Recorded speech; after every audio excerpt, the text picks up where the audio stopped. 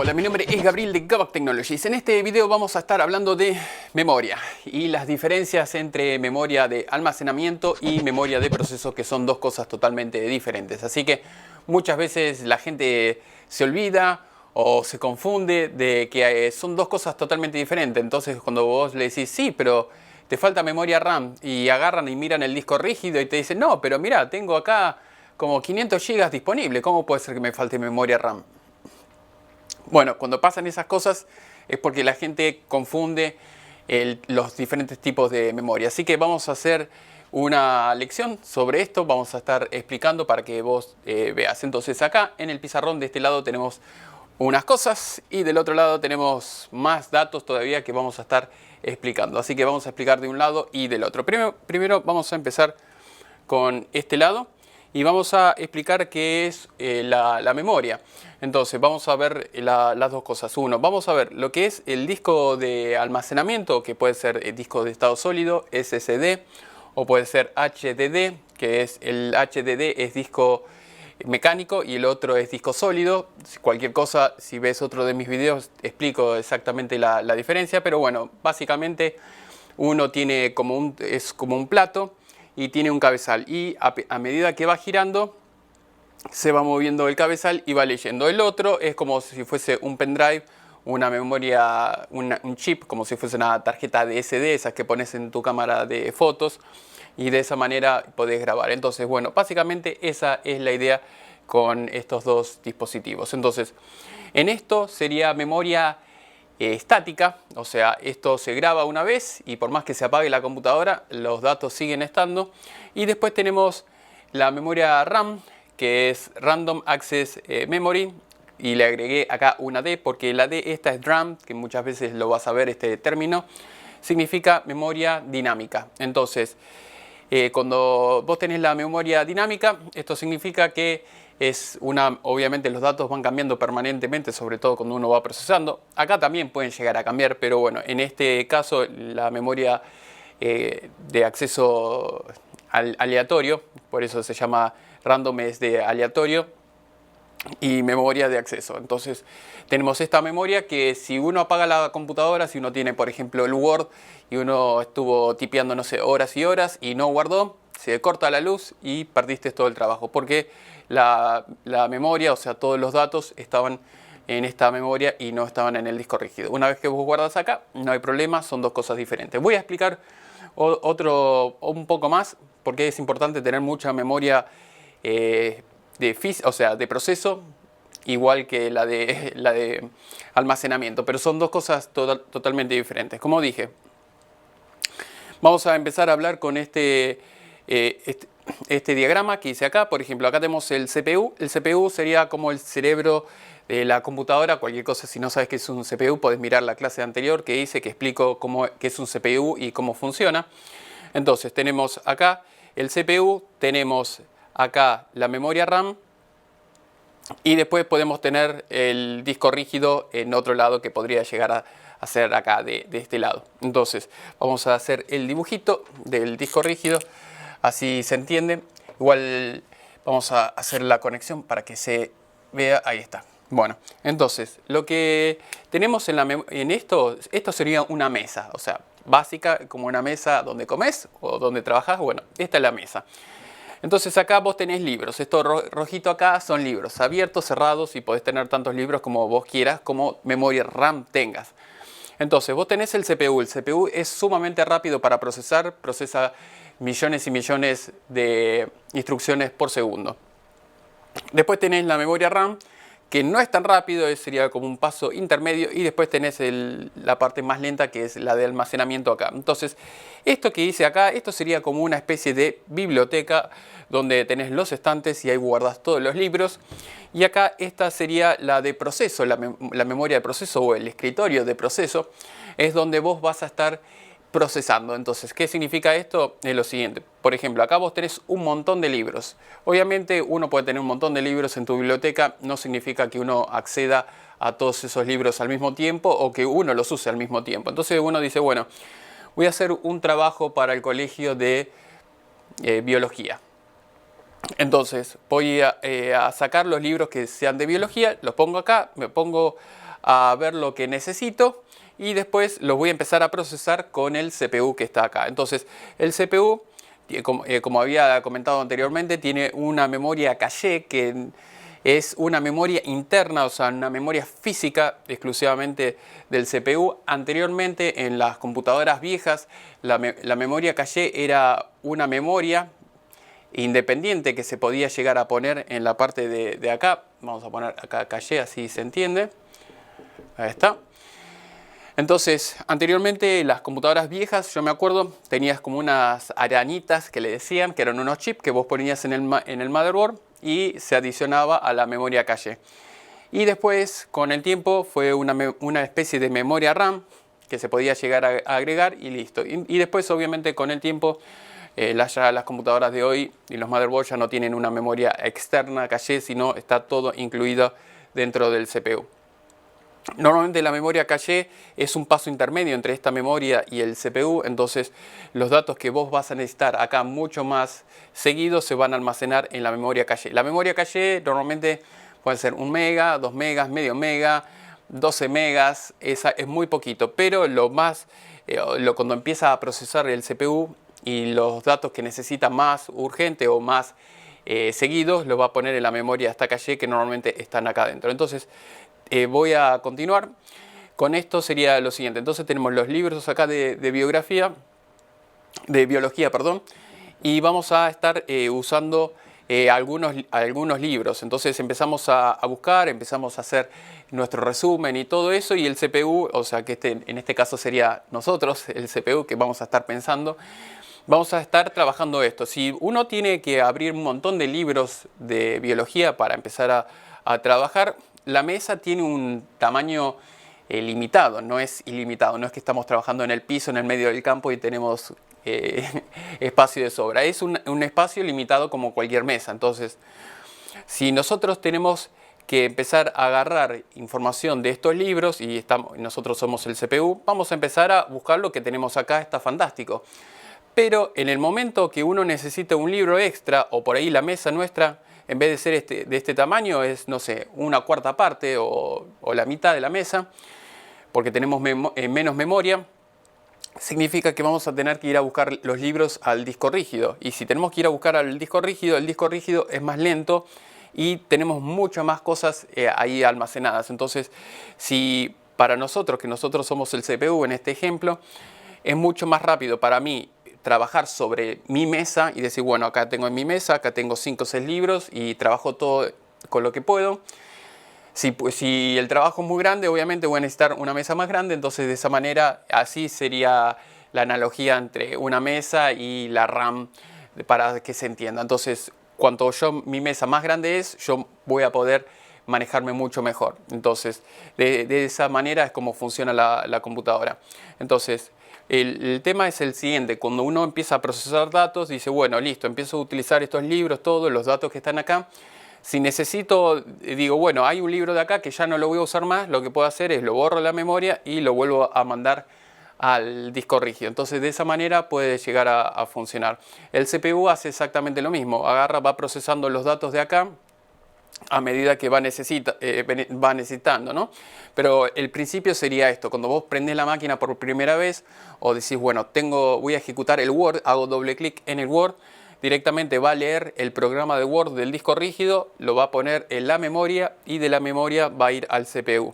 Entonces, a medida que uno va agregando letras y todo eso, el CPU trabaja con la memoria RAM acá, que va a ser mucho más rápido.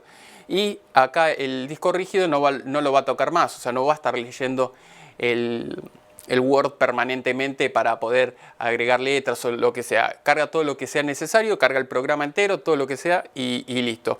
¿Qué pasa con las máquinas que tienen muy poca memoria? Pasa lo siguiente: el CPU necesita cargar el Word, entonces carga lo que puede, y si tiene, como dije en este caso, tiene muy poca memoria RAM, va a empezar a cargar permanentemente los archivos del disco rígido para poder ir intercambiando y cargando lo que pueda. Lo que no pueda, bueno, va a empezar a seguir leyendo del disco rígido. También el Windows y la mayoría de los sistemas operativos generan como un programa, no un programa, sino un archivo gigante, que es un temporal gigante, que es un archivo de intercambio, que sería como una memoria virtual. Entonces, muchas veces cuando uno se queda sin memoria, empieza a utilizar el disco rígido como si fuese una memoria RAM. Obviamente va a ser mucho más lento y bueno, así se va a complicar todo. Entonces lo ideal es tener tanta memoria como el programa lo requiera. Muchas veces la gente me pregunta, ¿y cuánto necesito de memoria RAM? Hoy, 2016, yo recomiendo por lo menos mínimo 8 GB de ahí para adelante. Cada vez los programas crecen más, las páginas web son más complicadas y más pesadas, entonces necesitas mucho más potencia en el CPU. Entonces, de esa manera, a medida que va creciendo el sistema informático, o sea, en el mundo, cada vez los programas son más grandes, más grandes, más grandes, más lindos y más vistosos, necesitas una computadora más grande. Por eso es que las computadoras es una parte, ¿no?, de la realidad, es una parte porque las computadoras se hacen más lentas con el tiempo. Obviamente, más allá de que hay que mantenerlas, defragmentarlas y hacerle un montón de cosas, el problema principal es que uno tiene un sistema operativo, supongamos el XP o el Windows 7, con determinada cantidad de megas. Entonces, cuando bajas el Service Pack 1, es un conjunto de paquetes, de actualizaciones. Entonces el Windows, si tu Windows al principio eran 500 megas, después son 700 megas y después son 800, 1 giga, y cada vez son más megas y megas o gigas y gigas y gigas. Entonces los sistemas operativos cada vez crecen más por las actualizaciones y todo eso, y tu computadora sigue teniendo el mismo procesador, la misma cantidad de memoria, el mismo disco rígido, y bueno, entonces de esa manera obviamente uno necesita una computadora más grande. Al principio, por ahí uno con un 386, uno tenía el Windows 3.1 o 3.11 y estaba fantástico. Pero bueno, después el Windows al principio ocupaba X cantidad de megas y después ya eran gigas y después ya son DVDs. Y bueno, al principio yo me acuerdo los primeros Windows venían en disquetes de 3,5 y eran una pila de, por ahí eran 15 o 20 o 30 disquete, no me acuerdo bien, pero bueno, me acuerdo que era una pila así de disquete y uno lo iba cargando y listo.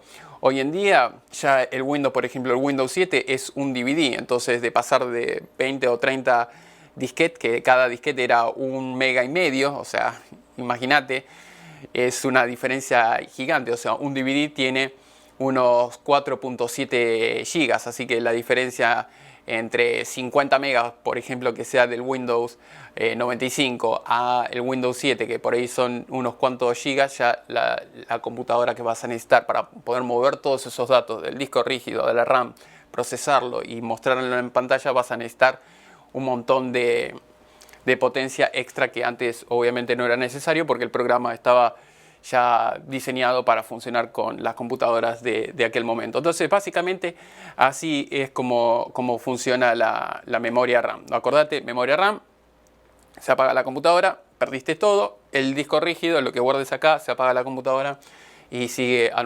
sigue almacenado todo lo que uno guardó. Así que por eso no tenés que preocuparte. Bueno, más allá de eso, lo que te quería comentar, con la memoria caché del CPU también, que está todo dentro del mismo procesador, esto también, apenas se corta la luz, se borra todo, perdiste todo. Así que lo importante, siempre guardar, guardar, guardar, y si podés, comprate un UPS. Con el UPS se corta la luz y tu computadora sigue andando por 15, 20 minutos, te da tiempo a que vos guardes todo. Entonces, vamos a seguir explicando lo siguiente. Entonces, cuando uno está trabajando con el CPU, en la memoria RAM, uno lo que guarda en la memoria RAM, como dije anteriormente, son programas, almacena programas y almacena resultados. El CPU le puede decir a la RAM, mira, esto lo guardamos en el disco rígido o lo guardamos en la RAM hasta que sea necesario guardarlo en el disco rígido. Por ejemplo, como dije anteriormente, uno está escribiendo toda una carta en Word y mientras que la computadora tenga electricidad, lo vas a ver en la pantalla. Entonces, después cuando uno pone guardar, ahí lo vas a guardar y directamente se guarda al disco rígido. Entonces, básicamente es lo siguiente. Cuando acá tenemos otro ejemplo que te voy a estar explicando. Tenemos el disco rígido, RAM y CPU. Bueno, acá normalmente tenés 20 cablecitos. Supongamos en el primer CPU de Intel, que fue el 8088, tenía 20 cablecitos, que era como mandaba la información, ¿no? Entonces, y como, porque como dije anteriormente, en la clase anterior, vos tenés dos buses. Tenés uno que es de direcciones y otro es de datos. Entonces, si vos tenés 20 cablecitos, por ejemplo, que después vamos a estar hablando, o 20 pistas electrónicas, vas a poder manejar una cantidad de memoria X. O sea, si vos tenés más ancho de banda, o sea, si tenés más cables o más pistas en tu placa electrónica conectadas al CPU, vas a poder manejar memorias más grandes. Así que todo eso está relacionado. Entonces, vamos a estar comentándote lo siguiente. Acá tengo un Excel, imagínate que este es un Excel, y tenemos acá 8 columnas y tenemos 8 filas. Entonces, cuando vos lees de la memoria, vos lees directamente por filas. Entonces lees la fila 1, lees la fila 2, la 3, la 4 y de acá van mandando al CPU, del CPU a la RAM, de la RAM al CPU, depende de los cambios que haya que hacer. Entonces de esa manera es como se lee. Bueno, te comento cómo uno dice, bueno, ¿qué es todo esto? ¿Es un bit? ¿Es un byte? ¿Es un mega? ¿Es un giga? ¿Cómo se maneja todo esto? Bueno, acá como escribí any individual 0 o 1, o sea, cualquier cosa individual que sea 0 o 1 significa un bit. O sea, esto es un bit, 1 bit, un bit, un bit, un bit, un bit. Entonces, si tenemos 4 bits juntos, ¿qué significa? ¿Cómo se llama? Un nible, o sea, enible. En inglés, si tenemos 8 bits, como tenemos acá, y acá tenemos todo 8 bits, entonces es un byte. Acordate, un bit es una unidad, después 8 bits es un byte, así que esto es muy importante. Después, cuando tenemos 16 bits, se llama a word, o sea, sería la palabra. Después, si es 32, se llama double word, que sería doble palabra. Y después, si tenemos 64 bits, sería paragraph o quad word, o sea, significa un parágrafo o una palabra cuádruple. Así que eso sería como uno lo puede empezar a llamar. Entonces, cuando uno empieza, por eso que es importante, es que ahora vamos a estar viendo después al otro lado, kilobyte, megabyte, después lo que es megabit o kilobit, que no es lo mismo, mucha gente se confunde, sobre todo cuando uno va a comprar internet, que te dice, sí, te vamos a dar, no sé, 10 megabits. Y vos decís, megabit, es rápido. Y cuando uno empieza a bajar y decís, no, pero bajo a menos velocidad de la que me dijeron y uno se confunde, megabyte, megabit, y no es lo mismo. Lo mismo pasa en las placas de red y en un montón de cosas. Así que vamos a continuar con esto. Entonces, bueno, acá ya lo tengo, o sea, acá ya aprendimos esto. Depende de los grupos como vos lo quieras llamar. Ahí tienen diferentes nombres. Entonces, vamos a saltar a esto. Acá tengo un ejemplo que este sería como una especie de programita, algo muy sencillo. Por ejemplo, el paso 1, la instrucción 1 sería put 2 in the AX register. Entonces sería poner el 2 en el registro AX, como te acordás en la clase anterior. Si no la viste, te recomiendo que la veas. Después el paso 2 sería poner el número 5 en el registro BX. Entonces tenemos 2 en el AX y tenemos 5 en el BX. Y después vamos al punto número 3, como podemos ver acá, que dice, bueno, si es if. Esto para programación es sumamente importante. Entonces, si dice if, si AX es greater, o sea, es mayor que BX, correr o ejecutar la línea número 4. Entonces, si se ejecuta la línea 4, acá dice la línea 4 agregar 1 a un valor de 1 al registro AX. Y después acá el punto número 5 sería ir a la línea 1, o sea, de acá cuando llega a esta parte va a la línea 1 y después el punto número 6 sería poner el valor de AX en el databus, que sería donde va a pasar los datos, y eso sería todo. Así que eso es básico. Entonces, todo esto que yo te estoy escribiendo acá o que escribí acá podría llegar a ser lo que escribí acá. Entonces acá tenemos una línea, que esto va a ser una instrucción, después la segunda instrucción, tercera instrucción, cuarto, quinto, sexto, séptimo y así sucesivamente. Entonces así es como va leyendo por direcciones, ahí va a ir yendo paso a paso y va haciendo lo que el programa le haya comandado. Así que básicamente con esto ya cubrimos prácticamente todo. Igual me falta una cosa que es importante acá, MCC, que significa Memory Controller Chip. Si vos te preguntas, bueno, ¿qué es eso? Bueno, esto es fundamental. Esto es un chip que algunos le van a decir es un chip extra, que normalmente es el Northbridge, que es el puente norte, o puede ser puente sur. Bueno, la idea es, normalmente es el puente norte, pero bueno, más allá de esto, lo que te quiero decir es que hay algunos CPU, algunas tecnologías que en vez de saltar del disco rígido a la RAM y de la RAM al CPU, lo que hacen es de la RAM a este chip y del chip al CPU. Entonces normalmente se utilizaba esta tecnología para liberar el CPU y que fuese más rápido y que pudiera hacer otras cosas. Cuando pide datos le dice, mira, al chip encárgate de traerme estos datos y yo sigo procesando lo siguiente. Y después se lo entregaba y entonces de esa manera era más eficiente. Hay algunas tecnologías que directamente este chip MSC lo incluyen en el CPU y hay otros que vienen aparte en el motherboard. Igual después vamos a estar explicando Northbridge, Southbridge y todo eso. Normalmente son chips que son intermediarios entre el CPU y el resto de los dispositivos. Entonces de esa manera el CPU se libera un poco más. Así que bueno, vamos a estar viendo acá, por ejemplo, como dije anteriormente, tenemos el Intel, el 8088, que tenía 20 wires, o sea, 20 cablecitos, address bus, 20 wires.